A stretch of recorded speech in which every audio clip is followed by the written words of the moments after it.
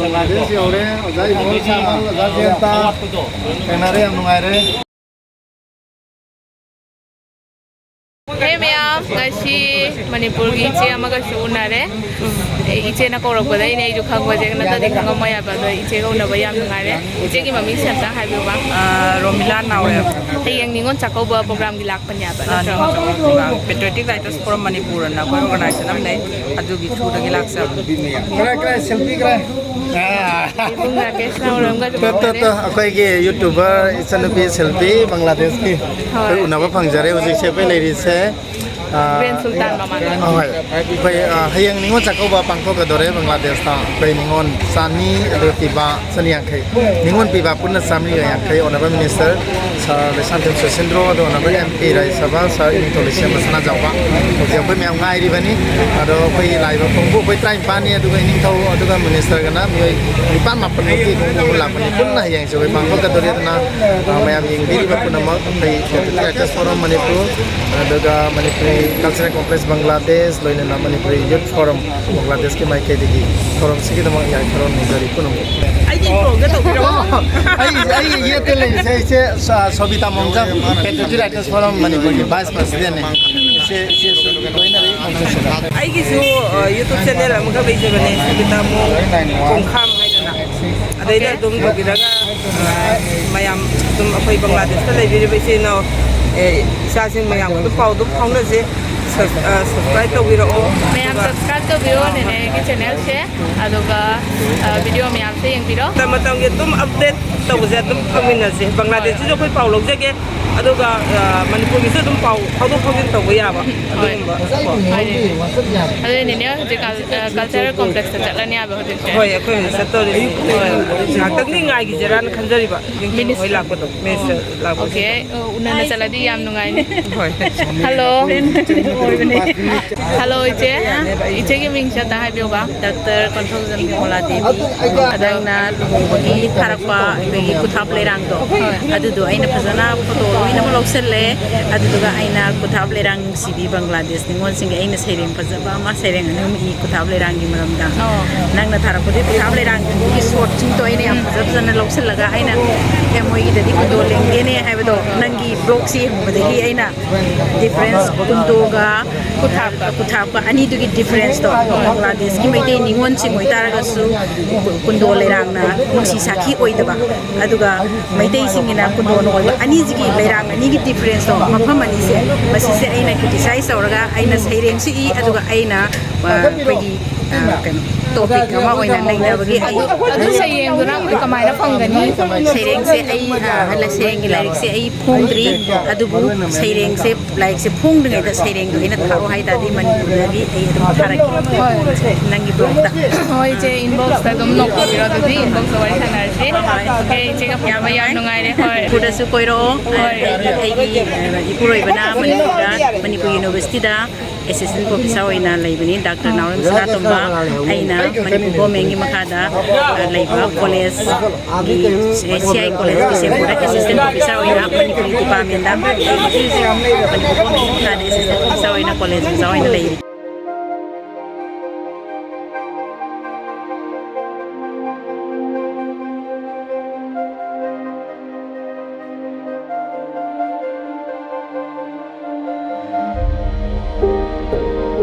so ko je gan sultan manung gani lai she ai video dina shaina hau khare do shu fajana starting video da hau ngam hau dara ba lambi ma pan dei de dum ui yam kuira bani asiga changning be dream she tawri ba ado ngashi di success ora hai tare nahan dagi aina haibado live da mayam da surprise ꯄꯤꯒꯗꯕ ꯂꯩ ꯍꯥꯏꯅ ꯑꯗꯨ ꯁꯔꯄ꯭ꯔꯥꯏꯖꯇꯣ ꯃꯌꯥꯝꯗ ꯌꯦꯡꯍꯜꯂꯒꯦ ꯉꯁꯤꯗꯤ ꯃꯌꯥꯝ ꯑꯩꯒꯤ ꯚꯤꯗꯤꯑꯣꯁꯤ ꯂꯣꯏꯗ꯭ꯔꯤꯐꯥꯎ ꯌꯦꯡꯕꯤꯌꯨ ꯃꯅꯤꯄꯨꯔꯗꯒꯤ ꯑꯣꯖꯥ ꯃꯌꯥꯝ ꯂꯥꯛꯄꯤꯗꯨꯅ ꯍꯌꯦꯡ ꯅꯤꯉꯣꯜ ꯆꯥꯛꯀꯧꯕꯒꯤ ꯄ꯭ꯔꯣꯒ꯭ꯔꯥꯝꯁꯦ ꯄꯥꯡꯊꯣꯛꯇꯣꯔꯤ ꯑꯗꯨꯒ ꯃꯅꯤꯄꯨꯔꯗꯒꯤ ꯂꯦꯛꯄꯤꯔꯛꯄ ꯔꯥꯖ꯭ꯌ ꯁꯚꯥꯒꯤ MP ꯑꯣꯏꯔꯤꯕ ꯏꯅꯤꯡꯊꯧ ꯁꯅꯥꯖꯥꯎꯕ ꯑꯃꯁꯨꯡ ꯗꯤꯄꯥꯔꯠꯃꯦꯟꯠ ꯑꯣꯐ ꯍꯦꯜꯊ ꯑꯦꯟड ꯏꯟꯖꯤꯅꯤꯌꯥꯔꯤꯡꯒꯤ ꯑꯣꯅꯔꯦꯕꯜ ꯃꯤꯅꯤꯁꯇꯔ ꯂꯩꯁꯥꯡꯊꯦꯝ ꯁꯨꯁꯤꯟꯗ꯭ꯔꯣ ꯑꯃꯁꯨꯡ ꯃꯈꯣꯏꯒꯤ ꯐꯦꯃꯤꯂꯤ ꯂꯥꯛꯏ ꯍꯌꯦꯡ ꯅꯤꯉꯣꯜ ꯆꯥꯛꯀꯧꯕ ꯄ꯭ꯔꯣꯒ꯭ꯔꯥꯝꯗ ꯁꯔꯨꯛ ꯌꯥꯅꯕꯒꯤꯗꯃꯛꯇ ꯑꯗꯣ ꯌꯥꯝꯅ ꯅꯨꯡꯉꯥꯏ ꯄꯨꯛꯅꯤꯡ ꯅꯨꯡꯁꯤ ꯁꯨꯃꯥꯏꯅ ꯃꯅꯤꯄꯨꯔꯗꯩ ꯂꯥꯛꯑꯒ ꯁꯨꯃꯥꯏꯅ ꯅꯤꯉꯣꯜ ꯆꯥꯛꯀꯧꯕ ꯁꯤꯟꯕꯤꯗꯨꯅ ꯄ꯭ꯔꯣꯒ꯭ꯔꯥꯝꯁꯦ ꯃꯄꯨꯡ ꯐꯥꯗꯧꯔꯦ ꯍꯥꯏꯅ ꯈꯟꯕꯗ ꯑꯗꯣ ꯃꯌꯥꯝ ꯃꯅꯨꯡꯗ ꯆꯪꯉꯒ ꯀꯃꯥꯏꯅ ꯀꯔꯤ ꯇꯧꯕ ꯑꯗꯨꯗꯣ ꯚꯤꯗꯤꯑꯣꯗ ꯑꯗꯨꯝ ꯍꯥꯞꯆꯔꯛꯑꯒꯦ ꯃꯌꯥꯝ ꯚꯤꯗꯤꯑꯣꯁꯦ ꯂꯣꯏꯗ꯭ꯔꯤꯐꯥꯎ ꯌꯦꯡꯕꯤꯌꯣ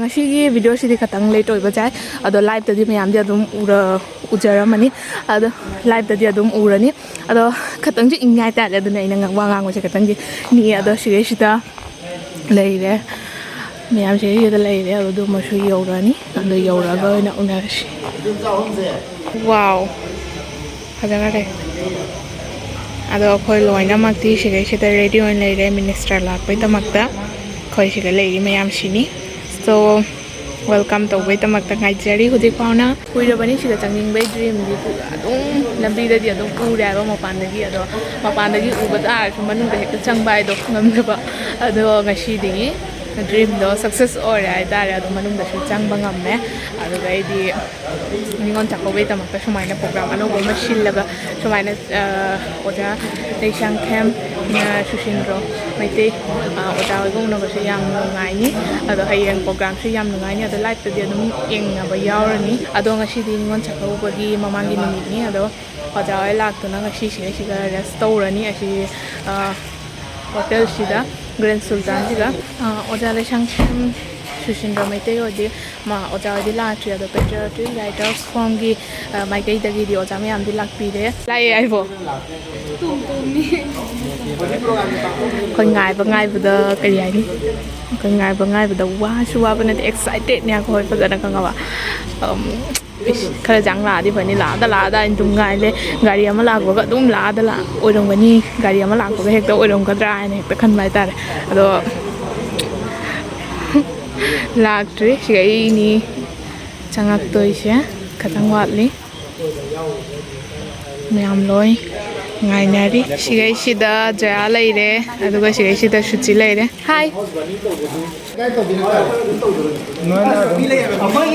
ꯃꯩꯇꯩ ꯏꯆꯤꯜ ꯏꯅꯥꯎꯒꯤ ꯃꯅꯨꯡꯗ ꯁꯨꯛ ꯆꯥꯎꯕ ꯍꯣꯇꯦꯜ ꯑꯃ ꯂꯩꯕꯤꯔꯝꯕꯁꯦ ꯌꯥꯝ ꯅꯨꯡꯉꯥꯏꯌꯦꯕ ꯋꯥꯎ ꯐꯖꯕꯅ ꯃꯐꯝꯁꯦ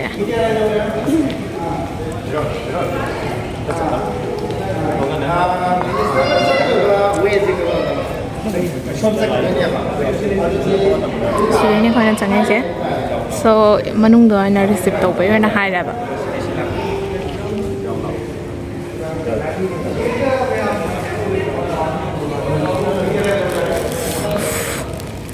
ꯏꯪꯕꯅ ꯂꯣꯏꯔꯦ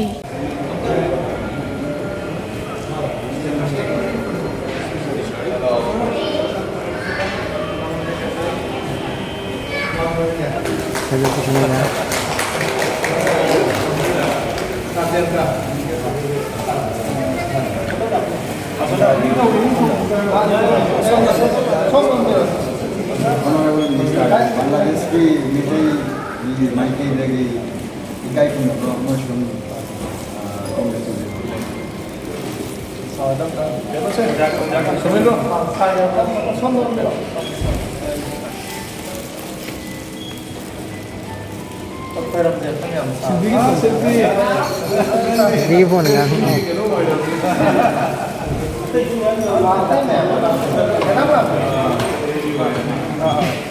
Kapo.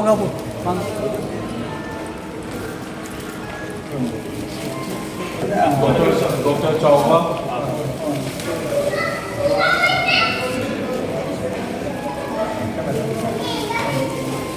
Matak lah. Selfie. Sorry,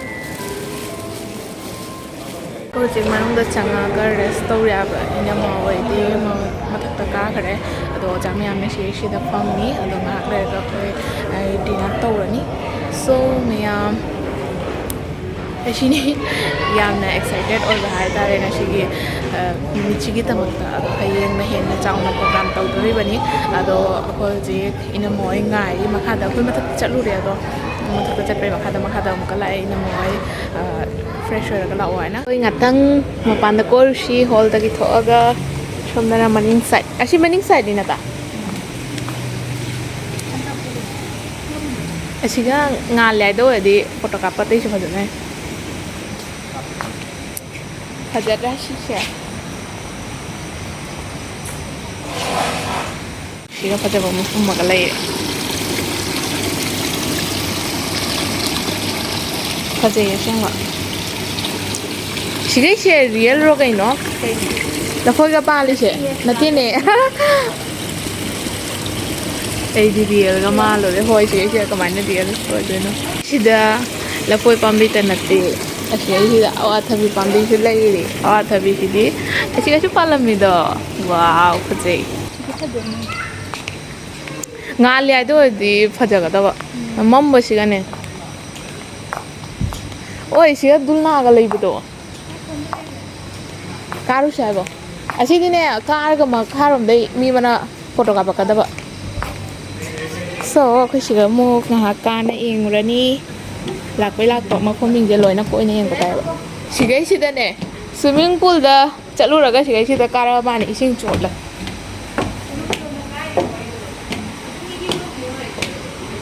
नते lift का ले रूम नते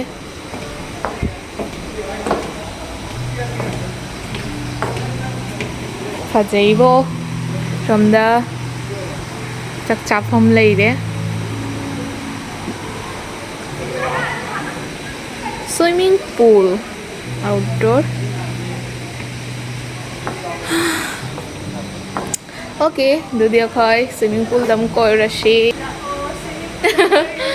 ओके स्विमिंग पूल चले सी दुदी अदंग चोंग धौ ना दा संजो अदंग चोंग धौ इसिंग जेने फजवना खंगदरे आबा के आमना लुबाय दो छाय इंदम ना नाय तौरिन जकूजी ना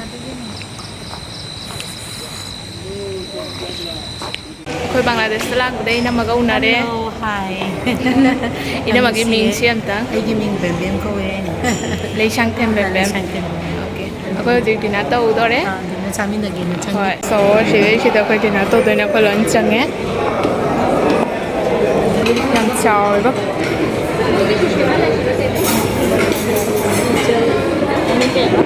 एनजी शिल्पी नांगबम शिल्पी हाँ यूट्यूब शांगी दुगे फेसबुक तक पेज लेयबा ꯅꯪꯒꯤꯅ ꯀꯩ ꯃꯤꯡꯅꯣ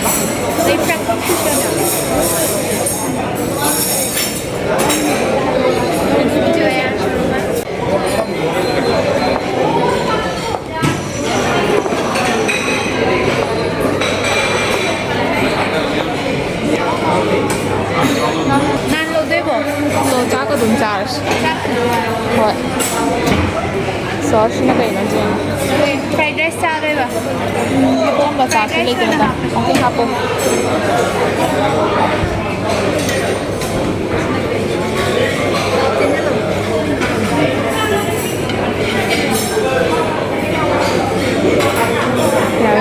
जा रहे चलो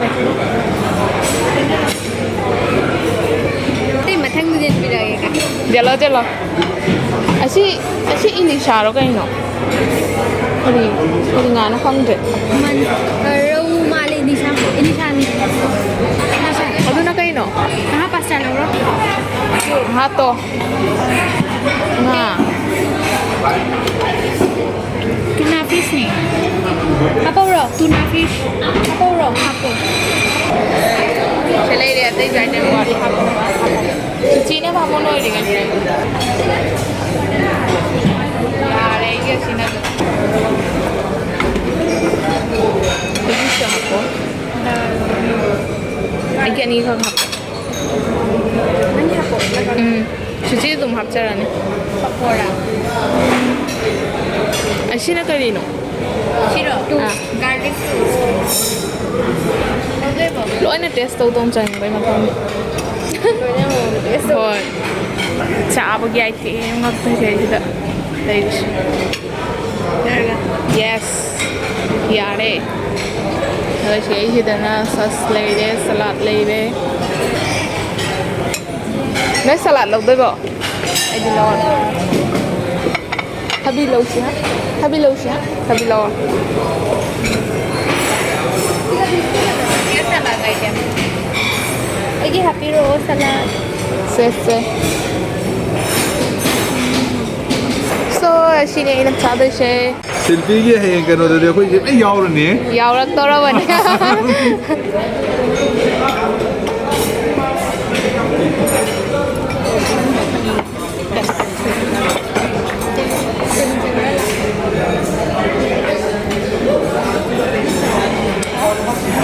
Tay chuẩn bị là cả tàu quạt đi.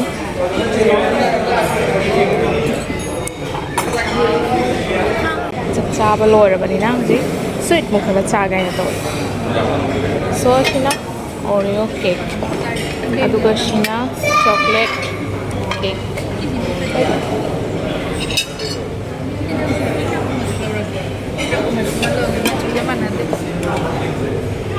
Khajai ba? Nangi rồi sẽ. Green color phi ju sẽ đây ngay đi. Ado green color si sulau re matching hoy na ba. Sina Rasmalai. Okay. Aduga ina sina mango mix. So si lower na.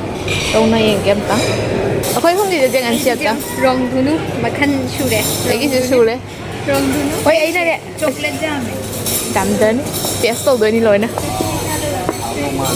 Phúc thân là bo. Đã thân cho hao rồi. Đâu? Amtal logo cái. No. Siya cái ni. Sarap. Chara bo. Hao rồi. So khơi đi năn lôi để hao rồi. Hao rồi chứ à?